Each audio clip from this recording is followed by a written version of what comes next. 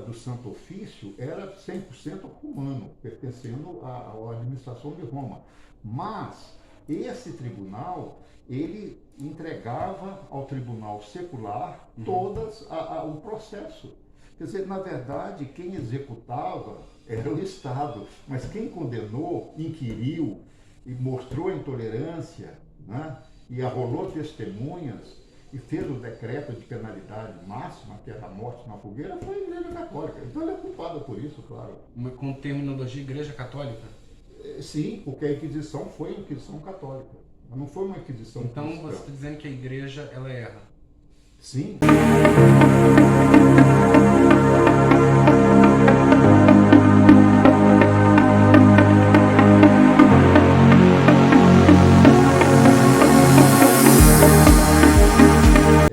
Então, de acordo com Dollinger, inclusive para comprovar, né, dando outra referência sobre o que o senhor havia falado, que Pedro não seria o fundamental, só sendo justificado em 2 evangelhos e não no geral, Dollinger ele vai falar que Apocalipse, né, o livro das Revelações, 21:14, afirma que, na verdade, todos os apóstolos seriam os fundamentos da igreja. Sim, não a somente Igreja Apostólica, exatamente, e eu concordo. Pedro, ele foi o responsável como apóstolo, discípulo de Jesus e apóstolo, dentro de Israel. Pedro nunca saiu de Israel. Então, Paulo já foi o apóstolo dos gentios, das nações, como Grécia, Corinto, não é? Na região dos Efésios, na região dos Gálatas. Não é? Agora, a instrução que você vê no livro de Atos dos Apóstolos é 100% apostólica. Não é? Então você vê os 12 apóstolos, quando em Atos fala que quando um saiu, eles elegeram o outro apóstolo para completar os 12. Então nós entendemos, e eu entendo, que a igreja do primeiro século tinha que estar fundamentada não em Pedro, mas na instrução apostólica de Atos dos Apóstolos. Que você acredita que os Atos dos Apóstolos foi escrito por Paulo? Não, acredito não. Ele foi escrito por Lucas. Lucas, que é o autor de Atos dos Apóstolos. Mas existem pessoas que acreditam que foi Paulo, né? Não, nunca vi isso. Nunca desconheço totalmente. As fontes que nós temos, que Atos dos Apóstolos, foi escrito pelo apóstolo, pelo apóstolo, né, pelo evangelista Lucas. Sim, mas porque Paulo e Lucas tinham uma relação bem próxima. Na verdade, Lucas era médico e ele era de pai grego. Ele não foi criado em judaísmo. Tanto assim que o Evangelho de Lucas, a gente vê muito mais detalhes judaicos, porque para ele era tudo novidade. E esse detalhe você já não vê tanto em Mateus, por exemplo, que já era judeu. Não é? Isso é explicado. Mas Atos dos Apóstolos pertence a Lucas. Isso é comprovado. Entendi. Agora a gente vai abrir um pouco mais o leque. A gente vai agora ir para uma outra parte. Né? Então, o Papa, só acabando aqui, o Papa ele é infalível ou ele é falível? Olha, João Vitor, isso não cabe a mim julgar. Na minha opinião, todo ser humano, Papa, governadores, autoridades, são falíveis, são sujeitos a erros, são humanos. Ninguém é dotado de uma blindagem santíssima. Ele pode tentar a santidade máxima. Eu acredito que até tenham papas que foram verdadeiros santos de Deus, não é? Conforme a palavra, conforme a doutrina. Mas o princípio que todos os homens, Paulo fala isso muito claro, todos os homens pecaram e precisam da misericórdia de Deus. Então não há um que não peque, não há por decreto, aí você então, eu faço lá um conclave, elejo um papa e a partir daquele momento ele passou a ser infalível. Não existe isso, claro. Agora, a própria Igreja Católica, o próprio atual papa, ele já fala mais claramente sobre esse erro do ser humano. O Papa de hoje já fala isso. Observando que até o século VII, os doutores da Igreja não acreditavam que o Papa era falível. Até o segundo Concílio Vaticano II, de 67, até agora, no século passado, até esse século, muitos clérigos católicos acreditam ainda que o Papa é infalível. Mas isso não é problema meu. A minha interpretação bíblica é que todos pecaram, todos são falíveis e todos carecem. E João, na sua primeira carta, ele fala que aquele que disser que não tem pecado é um mentiroso. Então, eu não quero pecar. Porque a Torá sempre, ela sempre vai mostrando os erros. O livre-arbítrio, que as pessoas... a escolha. cometeram durante os séculos, né? Sim. Ela expõe tantas vitórias quanto as derrotas. Exatamente, desde Adão tem sido assim. Não é? E o próprio Davi era o homem segundo o coração de Deus, mas o que mais pecou. Davi, dos 10 mandamentos, pecou 9.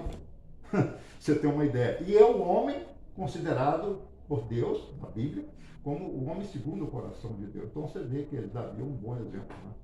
E mesmo no Novo Testamento, Paulo fala: miserável homem que eu sou, o mal que eu quero eu faço, o bem que eu quero eu não faço. Você vê que o Paulo falando isso. Não é? Então, se o cristianismo basear na carta de Paulo e no próprio Evangelho de Jesus, não há espaço para que se fazer uma doutrina infalível, né, de um ser humano ser perfeito. Existe então um caminho para reconectar os católicos, que são o maior número dentro de uma mesma religião no mundo, à tradição antiga judaica dos primeiros séculos? Sim, claro. Hoje eu já vejo o movimento católico, inclusive eu dei uma palestra na França, em Valence, no sul da França, para católicos. Dei uma palestra sobre a restauração das raízes judaicas da fé. Que nós não queremos, não é voltar ao judaísmo do primeiro século, nós queremos a doutrina apostólica vivida por Jesus, pelos profetas de Israel e pelos apóstolos do primeiro século.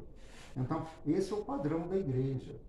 E à medida que a igreja foi distanciando de Israel, ela foi distanciando da verdade, da própria Bíblia. Então, quando, por exemplo, muitos católicos, a gente pergunta, né, muitas pessoas perguntam a muitos católicos, se Roma seria o principal lugar onde é baseado todo o Evangelho. Todas essas questões que são correlatas e são adjacentes à Bíblia, geralmente eles falam Roma. Mas não seria Israel? É Israel. Como eu te disse, Constantino, na época de Constantino para frente, ele avocou para si o controle da Igreja Católica. Diz a história, isso aí dizem, não é? A gente lendo livros e pode a gente perceber isso, que a religião de Roma não era o catolicismo, era a religião mitraica. Não é?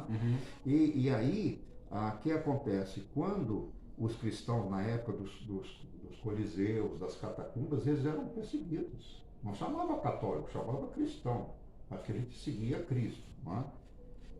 Em hebraico seria messiânico, não é? A mesma palavra, Messias e Cristo. Um hebraico, outro é grego. Aí, após, quando Constantino abre, dizem que a mãe dele, Helena, chamada hoje Santa Helena, ela fez uma grande influência no seu filho Constantino para que permitisse os cristãos, cessasse a perseguição aos cristãos.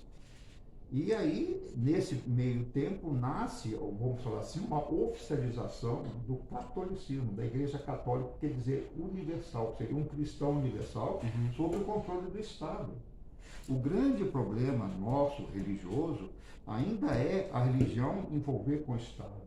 Né? Isso ainda é um problema, porque você vê que hoje, fora do catolicismo, do cristianismo, há religiões que são do Estado.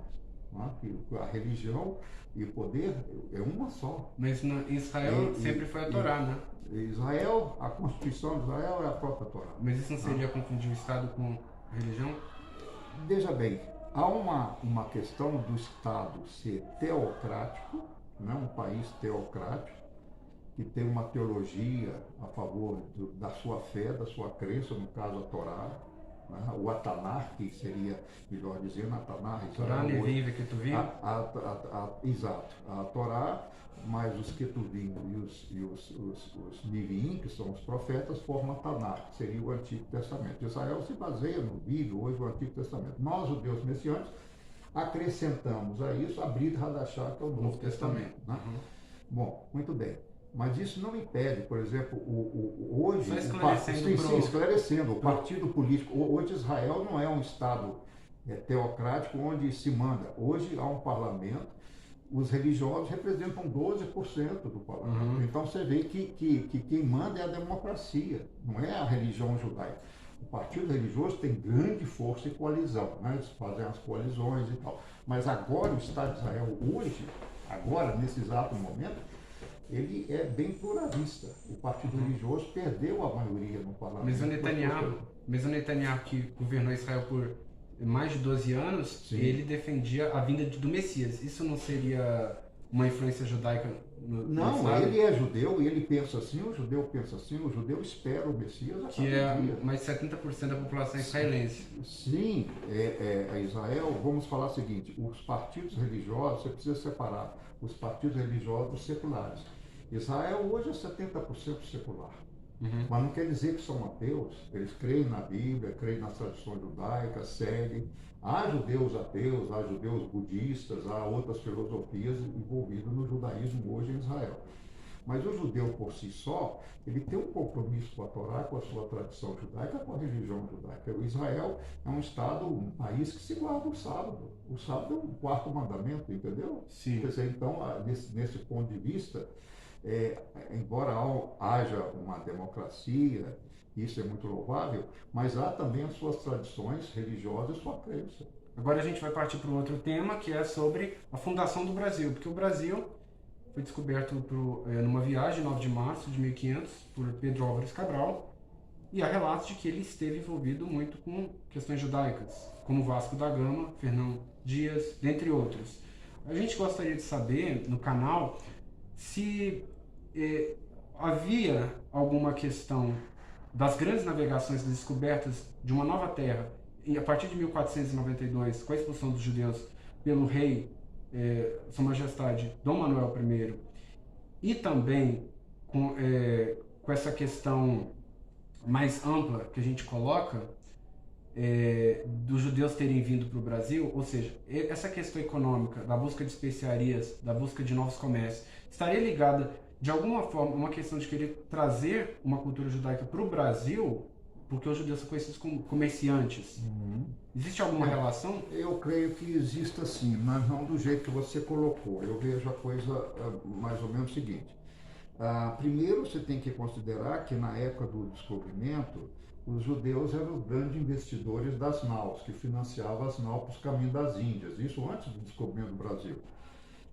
Depois você vai ver cristãos novos, que não podia haver judeu já nessa época, depois de Dom Manuel, 1497 para frente. A palavra é judeu. Ele era judeu, mas aí já sob o nome de cristãos novos, né? E você vê claramente que quando Cabral descobriu o Brasil, Cabral, pelo que nós temos aqui no museu, o avô dele era judeu, ou seja, cristão novo. O pai era cristão novo, Cabral já era neto, vamos falar assim. O que seria cristão novo? Cristão novo seria o judeu obrigado à conversão forçada ao catolicismo, né? Então ele ganhava o nome de cristão novo.